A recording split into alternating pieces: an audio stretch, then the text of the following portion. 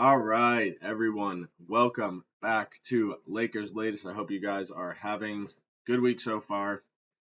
We're about in the middle of the week, so we're slowly inching our way to Friday, and then we can all be happy together. Look forward to the weekend. But yeah, hopefully everyone had a good one. Lakers obviously played a couple times this week. I know I talked about the Heat game. I was there. That was awesome. But yeah, they obviously had a couple games this week. Luca is back now, obviously, but also I think when they play like poor teams, he might sit every game or two, like he did in the game I'm about to talk about. But yeah, for the most part, talk about the Lakers win, and then obviously they had Wemby coming, which we can talk about next time. But yeah, good week, guys. Everything's going good, and yeah, let's. Oh, one quick piece of, I don't want to say piece of advice, but no, just on LeBron. This came through from Shams like probably like 20 minutes ago.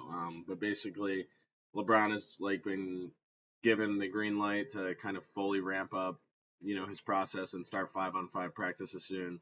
So I would hope that he might be ready around Thanksgiving, but I'm not honestly 100% sure. There's no guarantee on that.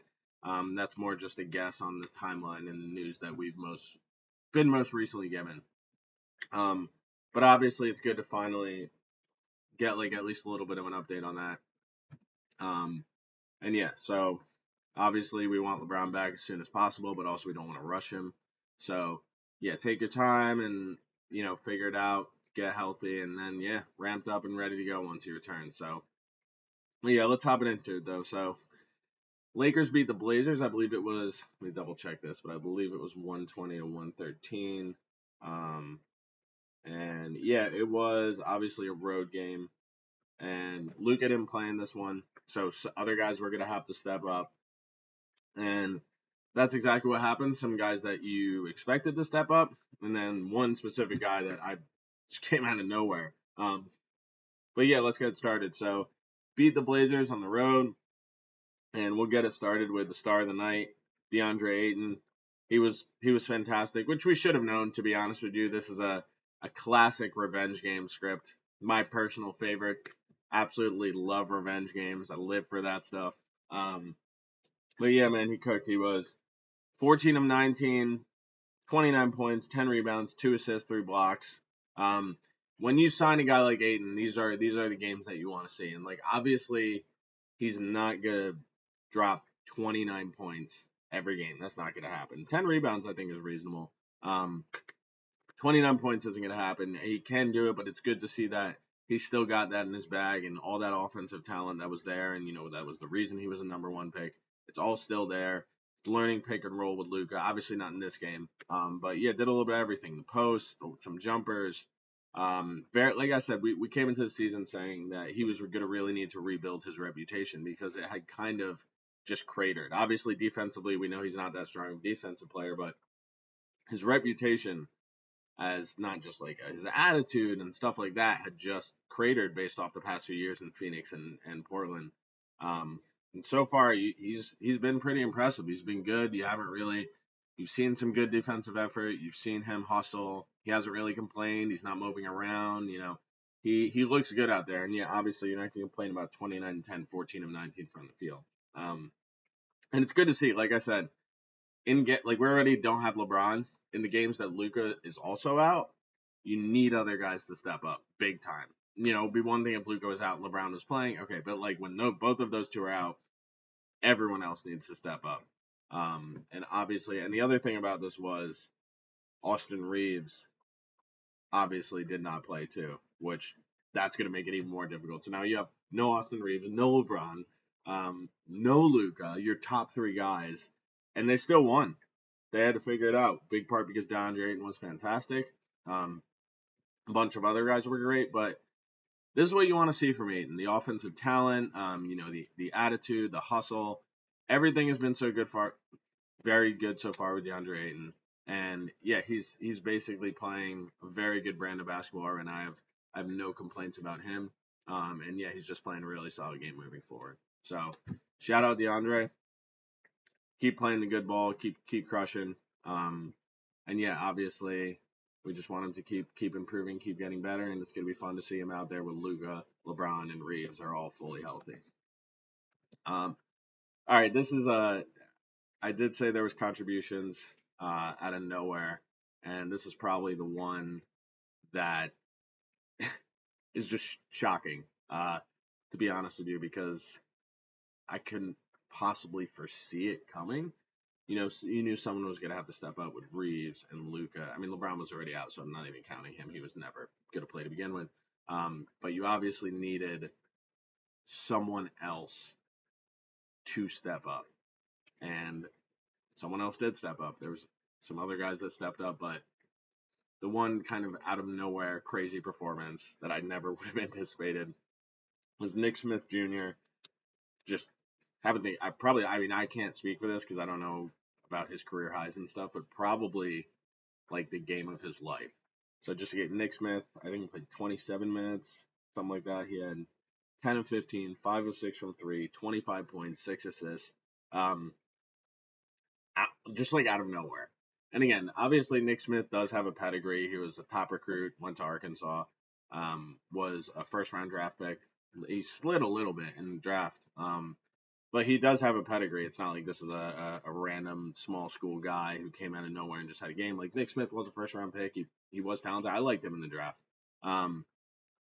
But and even though he has had his chances, it kind of feels like he hadn't really found the right place for him, or he hadn't really played well enough to the point where he could ever be a part of a rotation truly. So he's kind of, I guess, a reclamation project of sorts. Again, not to say he's not talented, he is, but he was, kind of at a lull in his NBA career where he didn't do that good. I believe Charlotte picked him. He didn't do that good in Charlotte.